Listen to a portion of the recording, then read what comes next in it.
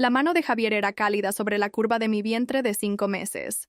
Un ancla en un mar que solo yo sabía que estaba embravecido. Se arrodilló en el suelo de nuestro pequeño apartamento, ese nido que habíamos construido con sueños y salarios ajustados, y depositó un beso justo sobre mi ombligo. Su voz, cuando habló, fue un susurro roto por la emoción, una melodía que se convirtió en mi sentencia. Soñé con él hoy, amor, dijo, levantando la vista.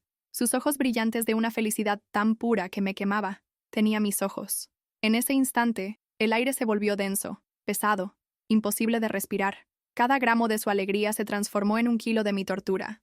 El secreto que había enterrado bajo capas de autoengaño y esperanza se removió en mis entrañas, un monstruo que despertaba al oler la sangre de la inocencia. Su sueño era mi pesadilla hecha realidad, la prueba viviente de que mi mentira tenía pulso. Si te conmueven las historias que exploran las complejidades del corazón humano, suscríbete al canal y déjame saber en los comentarios desde qué rincón del mundo me acompañas. Antes de que el silencio se convirtiera en nuestro tercer inquilino, este apartamento en el corazón de la Ciudad de México era un santuario. Cada objeto contaba una parte de nuestra historia. El sofá desgastado donde nos acurrucábamos a ver películas malas, las tazas de café desiguales que compramos en un mercado de pulgas, las paredes cubiertas de bocetos míos y planos de edificios imposibles de Javier. Llevábamos 5 años casados, tejiendo una vida con los hilos de la paciencia y el amor cotidiano. Nuestra rutina era un baile silencioso y perfectamente coreografiado, una sinfonía de pequeños gestos que afirmaban que éramos un equipo, una unidad inquebrantable. El deseo de un hijo había sido el sol alrededor del cual giraban nuestros últimos años, una obsesión dulce y a veces dolorosa que dictaba nuestros calendarios, nuestras dietas y hasta nuestras conversaciones más íntimas. Éramos Sofía y Javier, y estábamos a punto de convertirnos en una familia, o eso creíamos. La mañana que vimos las 2 líneas rosas en la prueba de embarazo, el mundo pareció detenerse para tomar aliento. Javier me levantó en brazos, girando conmigo en medio de la sala hasta que el mareo se mezcló con la euforia.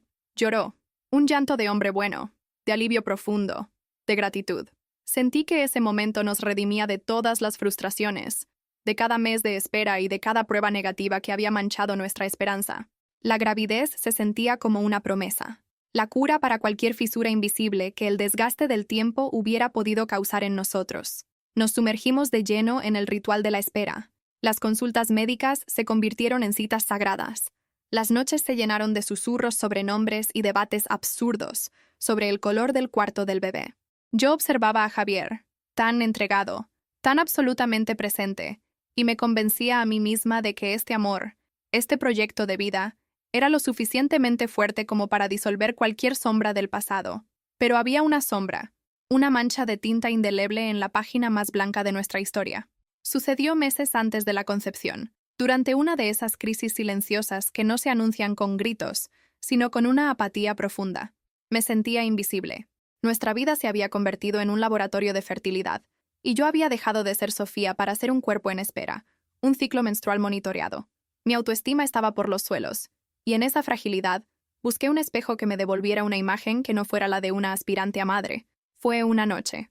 Un error febril y estúpido con un antiguo colega de la facultad. No hubo pasión, solo la necesidad desesperada de sentirme deseada por un instante, de escapar de la obsesión que nos consumía. Lo enterré al día siguiente. Lo clasifiqué como un delirio, una nota al pie de página insignificante, que no tenía el poder de manchar el texto principal de mi vida con Javier. Me mentí. Me dije que no significaba nada. El problema es que las mentiras, por pequeñas que sean, no mueren. Solo hibernan, y mi embarazo fue la primavera que la despertó. La matemática del tiempo es una ciencia cruel y exacta. La alegría de sentir las primeras patadas se mezclaba con un pánico helado que me recorría la espalda en mitad de la noche. La incertidumbre sobre la paternidad se instaló en mi mente no como una duda, sino como un veneno lento, una gota diaria que iba corroyendo la base de mi felicidad. Cada vez que Javier hablaba del futuro, de enseñar a nuestro hijo a andar en bicicleta, o a dibujar, sentía una náusea que no era la del embarazo, era el sabor amargo de la farsa. El sueño que habíamos construido juntos se estaba convirtiendo en mi prisión personal, una jaula dorada cuyas barras eran el amor incondicional de un hombre al que posiblemente estaba engañando de la peor manera imaginable. Y entonces llegó esa noche, la noche en que su sueño se convirtió en el arma que me destrozó. Cuando Javier se arrodilló y sus labios tocaron mi piel, no sentí amor, Sentí el calor de un hierro candente marcándome como a una impostora. «Tenía mis ojos», repitió en mi mente una y otra vez, un eco infinito en la cámara vacía de mi conciencia. Su frase, cargada de la más pura ilusión paternal, fue la pala que desenterró al monstruo. De repente, ya no era una posibilidad remota, una ansiedad que podía controlar. Era una imagen concreta. Un niño con los ojos de otro hombre creciendo en mi vientre, alimentándose de mi cuerpo y del amor inmerecido de Javier. En ese preciso momento, supe que el silencio ya no era un refugio. Se había convertido en una bomba de tiempo, y el cronómetro acababa de llegar a cero. La paz se había acabado. A partir de aquella noche, nuestro apartamento empezó a encogerse. Las paredes parecían cerrarse sobre mí, asfixiándome con el polvo de nuestros sueños rotos. La mirada de Javier ya no me buscaba. Vagaba por encima de mí, a través de mí, como si yo fuera un fantasma en mi propia casa. Empecé a medir mis días en unidades de silencio. El silencio durante el desayuno, el silencio en el coche, el silencio aplastante de la cama por la noche, donde un abismo de sábanas nos separaba. Me convertí en una experta en descifrar su espalda tensa, la forma en que su mandíbula se apretaba cuando creía que no lo estaba mirando. Cada gesto de cariño que él todavía intentaba, por costumbre o por lástima, se sentía como una acusación, una caridad que no merecía. Su amor, que antes era mi refugio, se convirtió en un sol implacable que iluminaba cada rincón sucio de mi culpa, sin dejarme lugar donde esconderme. Las crisis de pánico llegaban sin previo aviso, casi siempre de madrugada. Me despertaba con el corazón martilleando contra mis costillas, un yunque en mi pecho, y la certeza absoluta de que no podía respirar. Miraba a mi lado y veía a Javier durmiendo. Su rostro sereno, su respiración profunda y rítmica, la imagen de la paz que yo le había robado. En esas horas, el monstruo susurraba en mi oído, diciéndome que él merecía algo mejor, alguien entero, alguien que no estuviera fracturado por la mentira. Me levantaba e iba al salón. Me sentaba en la oscuridad, abrazando mi vientre como si pudiera proteger al bebé de la toxicidad de mis pensamientos. La soledad en esas madrugadas era una entidad física, un ser frío que se sentaba a mi lado en el sofá y me recordaba, una y otra vez, que yo era la única arquitecta de mi propia destrucción, y que había construido mi cárcel con los ladrillos de la cobardía. El día de la ecografía de las 20 semanas debería haber sido uno de los más felices, pero para mí fue una cámara de tortura bien iluminada. El médico, un hombre amable con voz de abuelo, pasaba el transductor sobre mi vientre, y las imágenes en blanco y negro de nuestro hijo llenaban el monitor. «Miren, aquí están los dedos de la mano», decía, y yo veía a Javier inclinarse, con los ojos pegados a la pantalla, su rostro transformándose con pura admiración. Y ese perfil es una nariz perfecta. Javier empezó a llorar en silencio, las lágrimas rodando por su cara sin que él se diera cuenta, completamente absorto en el milagro. Y mientras él lloraba de felicidad, yo sentía una ola de náuseas subiendo por mi garganta, un mareo que no venía del embarazo, sino del alma. Estaba allí, presenciando el momento más hermoso de la vida de mi esposo, y lo único en lo que podía pensar era, ¿se parecerá a ti? Mis noches dejaron de ser para dormir y se convirtieron en noches de investigación. El brillo de la pantalla del portátil era mi única compañía en la oscuridad, una ventana a un mundo de posibilidades terribles. Prueba de ADN prenatal no invasiva, probabilidad de paternidad, recolección de muestras en casa. Me convertí en una experta en genética, en laboratorios, en precios y en porcentajes de fiabilidad. Llenaba carritos de compra virtuales con kits que prometían la verdad por 700 euros, pero mi dedo siempre flotaba sobre el botón de comprar, paralizado por el miedo. ¿Qué haría con la verdad? Si el resultado confirmaba lo peor, sería el fin de todo. Si confirmaba que el hijo era de Javier, ¿cómo podría explicar mi duda, mi traición, mi locura? La verdad no me liberaría, solo me daría el arma para la ejecución final. Y así, cerraba el ordenador y volvía a la cama, al silencio, prefiriendo la lenta tortura de la incertidumbre a la guillotina de la certeza. La distancia entre nosotros se volvió física. Mi cuerpo, que antes buscaba el suyo como un girasol busca el sol, ahora se encogía ante su tacto. Rechazaba la intimidad, usando el embarazo como la excusa perfecta. Estoy cansada. Me duele la espalda. El médico dijo que me lo tomara con calma. Mentiras que él aceptaba con una comprensión que me rompía el corazón. Me preparaba baños calientes. Me masajeaba los pies. Me llevaba té a la cama, tratando mi rechazo como un síntoma que debía ser aliviado. No se daba cuenta de que no era el sexo lo que evitaba. Era la verdad. No podía soportar la idea de estar piel con él, sintiendo su amor y su confianza. mientras mi cuerpo albergaba la mayor de las traiciones. Cada beso evitado, cada abrazo interrumpido, era otro ladrillo que colocaba en el muro que estaba construyendo entre nosotros, un muro que pronto sería demasiado alto para derribarlo. Javier, en su infinita inocencia, interpretaba mi angustia como una forma severa de ansiedad prenatal. Es la melancolía del embarazo, mi amor. He leído sobre ello, decía, intentando encontrar una explicación lógica y médica para la oscuridad que me consumía. Su respuesta a mi dolor no fue la sospecha, sino una intensificación del cuidado. Se volvió aún más protector, más presente, intentando llenar con su amor los agujeros que mi culpa cavaba en mi alma. No se daba cuenta de que cada gesto de cariño era un golpe en mi conciencia. Cada te quiero era un cuchillo. Cada plan que hacía para nosotros tres era un recordatorio de la farsa que estaba viviendo. Estaba luchando por salvar a una mujer que ya se había ahogado, lanzándome salvavidas de amor mientras yo me hundía, arrastrada por el peso de mi propio secreto. Recuerdo una tarde en que llegó a casa con una caja. Dentro había un pequeño par de zapatos de cuero, una réplica en miniatura de los que él usaba para trabajar. Para que sea como papá, dijo, con una sonrisa que no le llegaba a los ojos, porque mi tristeza crónica ya empezaba a apagar su luz. Tomé los zapatos, tan pequeños, tan perfectos, y sentí su peso en mi mano. En ese momento, no vi un regalo, vi una herencia, un linaje, una promesa de continuidad de la que quizás lo estaba excluyendo. Me quedé en silencio demasiado tiempo, incapaz de producir la reacción de alegría que él esperaba. Solo murmuré un «gracias» y dejé la caja a un lado. Vi la confusión en su rostro, una pequeña herida que mis palabras no dichas le habían infligido. Él no entendía, y yo no podía explicar. La preocupación de Javier empezó a convertirse en desesperación. Veía a su esposa, a su compañera, desaparecer ante sus ojos, reemplazada por una extraña apática y distante. Fue entonces cuando decidió que necesitaba un gran gesto, algo que rompiera el hechizo de mi melancolía y me trajera de vuelta. Su idea, en su mente, era pura y romántica. Quería llenar el cuarto del bebé con recuerdos de nuestra felicidad, de la mujer de la que se había enamorado, la ilustradora soñadora y llena de vida.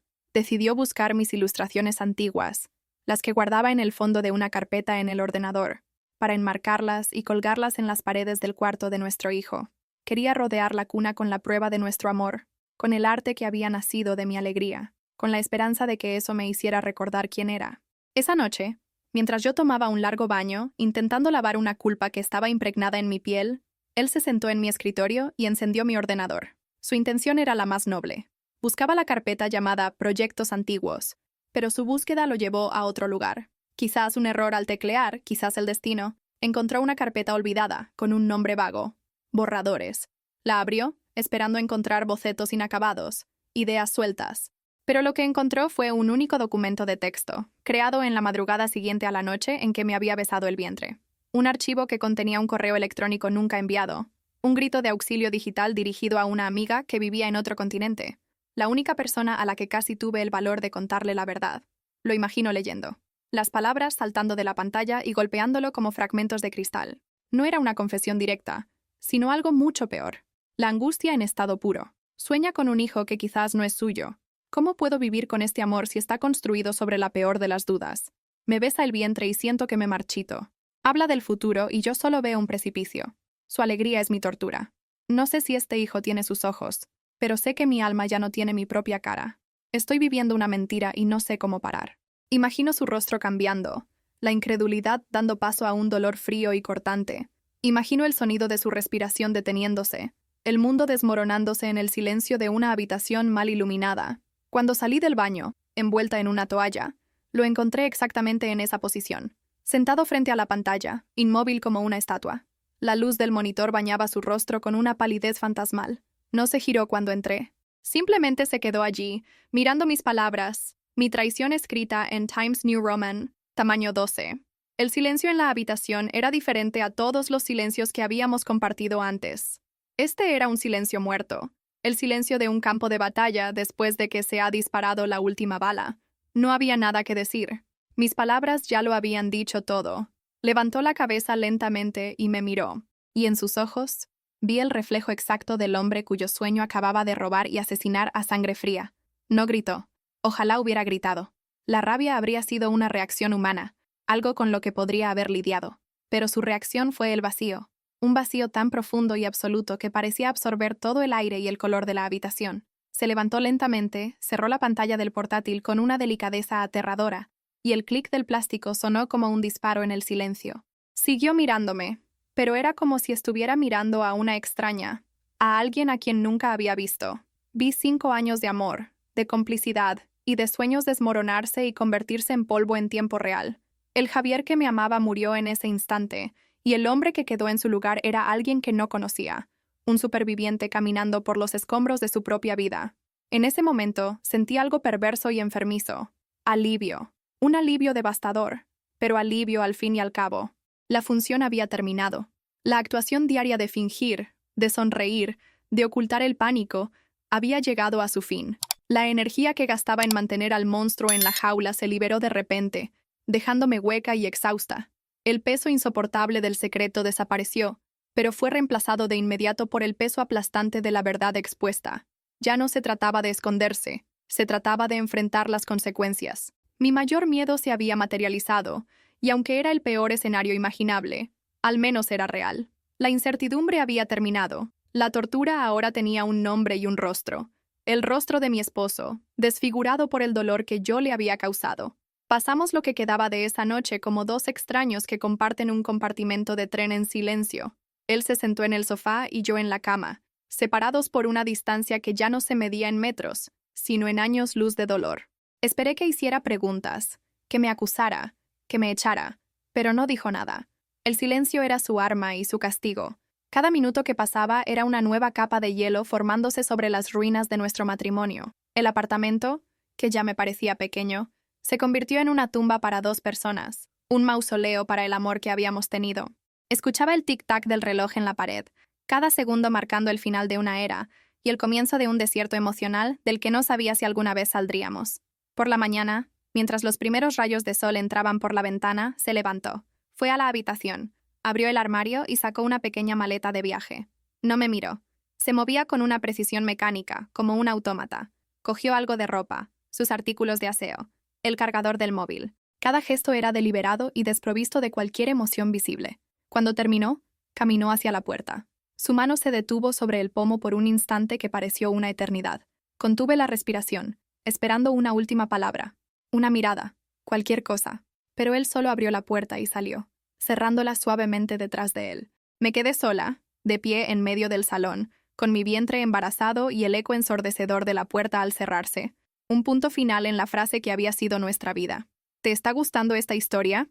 Deja un like y suscríbete al canal. Ahora continuamos con el video. Estuvo fuera 2 días. 72 horas de un silencio absoluto que fue mucho peor que cualquier grito. Durante ese tiempo, nuestro apartamento se transformó en la escena de un crimen, y yo era la única sospechosa, víctima y detective. Deambulé por las habitaciones, tocando sus objetos como si fueran artefactos de una civilización perdida. Su taza de café, el libro que había dejado en la mesilla de noche, su chaqueta colgada en el respaldo de la silla. Cada objeto era un testimonio silencioso de la vida que yo había implosionado. Fue en ese vacío, en esa ausencia ensordecedora, donde mi conflicto interno cambió. Ya no se trataba de ocultar lo que había hecho, sino de intentar desesperadamente entender por qué. Tuve que enfrentarme a mi propia fragilidad, a la estúpida necesidad de validación que me llevó a cometer un acto irreflexivo que destruyó los cimientos de mi existencia. Me di cuenta de que mi mayor miedo no era que el hijo no fuera de Javier, era que yo misma, con o sin el secreto, no fuera digna de su amor. Cuando regresó, parecía haber envejecido 10 años. Tenía ojeras bajo los ojos y una resignación en sus hombros que me golpeó más que cualquier furia. No me echó. Simplemente se sentó a la mesa de la cocina, el mismo lugar donde habíamos planeado nuestro futuro tantas veces, y esperó a que yo me sentara frente a él. La confrontación que temía fue dolorosamente silenciosa y civilizada. Y entonces dijo las palabras que se convertirían en la definición de nuestro final y de nuestro posible nuevo comienzo. «El problema no es lo que hiciste, Sofía», dijo, con voz baja y ronca. «El problema es que me dejaste soñar solo». Esa frase, tan simple y tan brutalmente precisa, me desarmó por completo. No lamentaba el acto de la traición. Lamentaba los meses de felicidad solitaria, los sueños que había compartido con una mujer que sabía que podían ser una mentira. Le había robado la pureza de su alegría, Y esa era una deuda que nunca podría pagar. Nuestro primer paso hacia una posible reconstrucción no fue un abrazo, sino un pacto doloroso, una tregua en el campo de batalla. Decidimos esperar al nacimiento del bebé. Haríamos la prueba. Y solo entonces, con la verdad biológica en la mano, decidiríamos qué quedaba de nosotros. Volvimos a vivir bajo el mismo techo, pero como dos fantasmas que rondan las ruinas de una vida pasada. El silencio seguía siendo nuestro idioma principal, pero ahora era un silencio diferente, un silencio de luto compartido. Llorábamos por el futuro que habíamos imaginado, el futuro de picnics en el parque y primeras palabras. Ya no había besos en el vientre, ya no había manos entrelazadas por la noche. Solo había una distancia respetuosa y una tristeza compartida, una sociedad forjada en el dolor y la responsabilidad inminente por una vida inocente que estaba a punto de llegar a un mundo fracturado. El día del parto fue surrealista. En medio del dolor físico y el caos del hospital, estábamos los dos allí, juntos. Javier me sostuvo la mano, no como un esposo enamorado, sino como un copiloto que atraviesa una severa turbulencia. Su presencia era un acto de pura decencia, de un compromiso que iba más allá del amor romántico. Y cuando nuestro hijo nació y su primer llanto llenó la sala, por un instante, el mundo exterior desapareció. La traición, el dolor, la prueba de ADN pendiente, todo se disolvió ante la abrumadora realidad de esa pequeña criatura, tan perfecta y tan vulnerable. Nos miramos por encima de la cabeza del bebé, y por primera vez en meses, vi algo en los ojos de Javier que no era dolor ni vacío. Era asombro, un asombro compartido. En ese momento no éramos una pareja rota, solo éramos dos personas presenciando el comienzo de una vida de la que ambos éramos irrevocablemente responsables.